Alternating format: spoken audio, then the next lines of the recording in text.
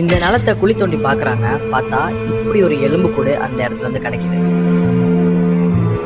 வதந்தி 2 இப்போ Amazon பிரைம்ல stream ஆயிட்டு இருக்கு. இந்த சீரிஸோட ஒன்லைன் ஸ்டோரி ஸ்டார்ட் ஆனதே 7 வழி சாலை போடுறதுக்கு அடிக்கல் நாட்டுறதுக்காக ஒரு இடத்துல குழி தோன்றாங்க. குழி தோன்ற இடத்துல பார்த்தா இப்படி ஒரு எலும்பு கூட கிடைக்குது. அந்த பிளானே டோட்டலா ஸ்டாப் ஆயிருது. இதுக்கப்புறம் இந்த கேஸ் நம்ம சசிகுமார் அவர்கள்ட்ட வருது. இதுக்கப்புறம் என்ன நடந்துச்சு, இது யாரோட எலும்பு, இவங்களை யார் இப்படி பண்ணாங்கிறதா இந்த சீரிஸோட ஒரு ஒன்லைன் ஸ்டோரியே. இந்த சீரிஸ்ல நான் ரொம்ப ஹையா ரேட் பண்ற ஒரு விஷயம் என்னன்னா, ஆடியன்ஸோட மைண்டை வச்சு இவங்க ப்ளே பண்ற ஒரு விதம் இருக்குல்ல, அது எனக்கு ரொம்பவே பிடிச்சிருந்தது. ஏன் நான் சொல்றேன்னா, இந்த இடத்துல இப்படி வந்து முடியும்னு நினைக்கும் போது வேற ஒரு விதமா கொண்டு போறாங்க.